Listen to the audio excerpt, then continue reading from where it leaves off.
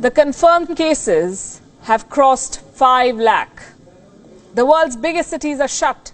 Stock markets are in free fall. The Wuhan virus has triggered an unprecedented crisis in human history. The sheer scale of it is unnerving. One virus has disrupted the whole world. And this leads us to a question.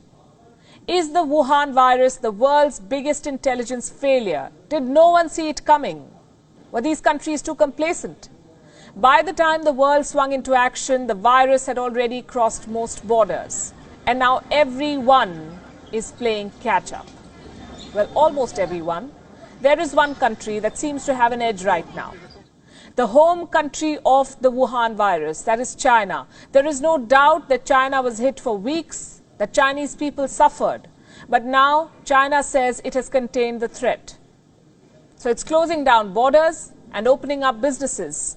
Fewer cases are being reported. Factories are up and running again. Businesses will take time to revive, but they have made a start. Companies are being encouraged to make coronavirus supplies. They're making equipment other countries might need to fight the outbreak. Gloves, masks, personal protection equipment, even ventilators.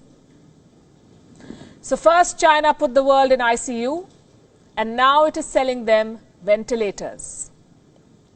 Is China profiting from this outbreak? As I said, the people of China have gone through unspeakable misery. Thousands have died, they've suffered.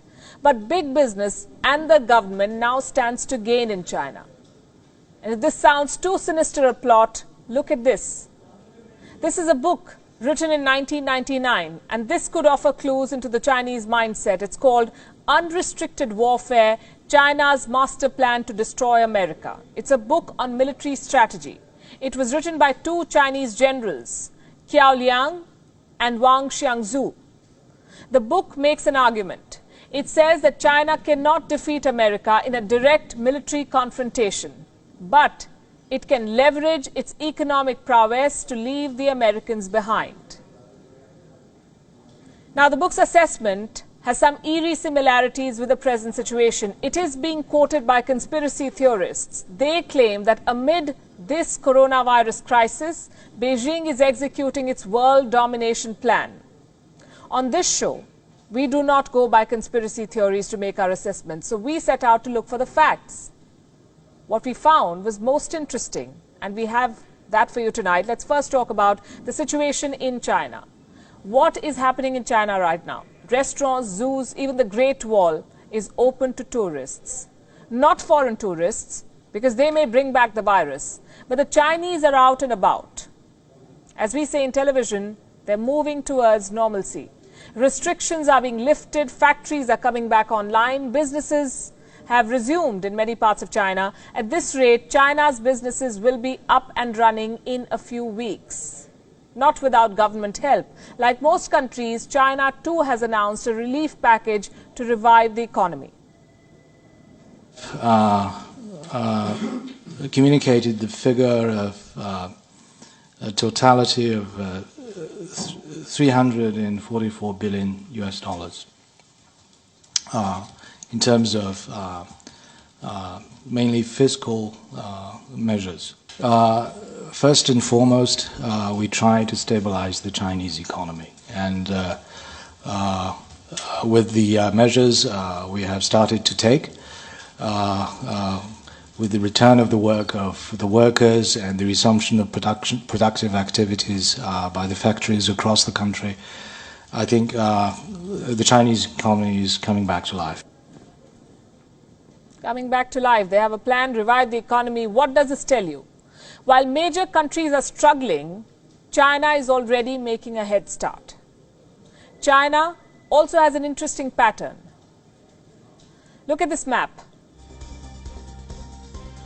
This is Wuhan and the rest of China. The coronavirus outbreak in China is what this map details.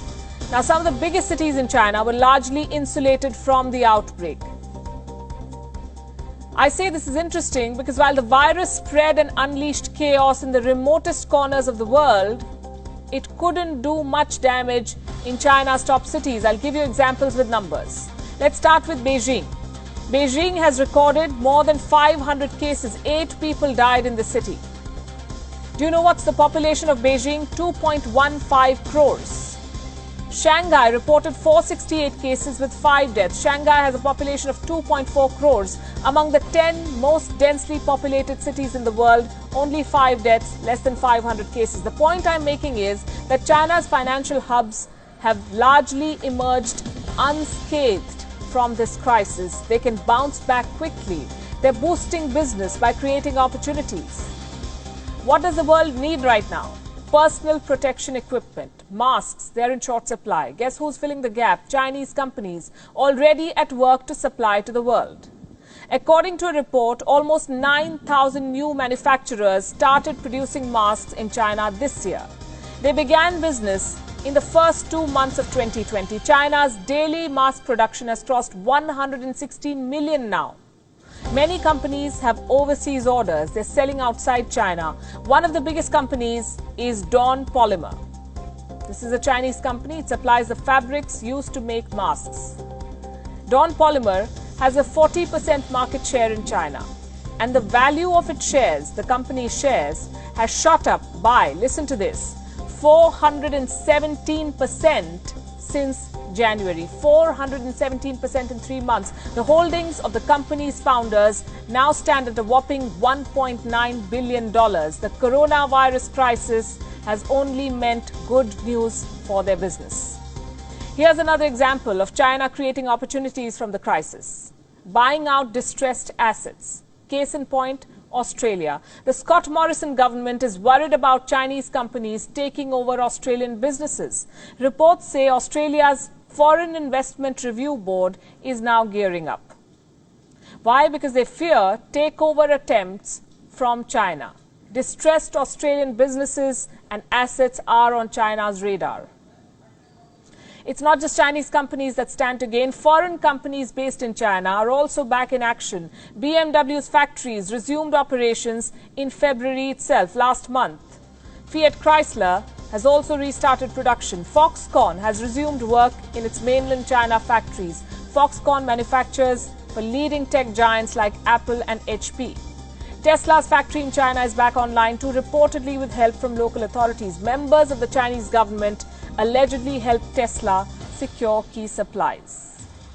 The Chinese government is going the extra mile to make sure businesses resume operations. In Shanghai, most foreign businesses are back in action.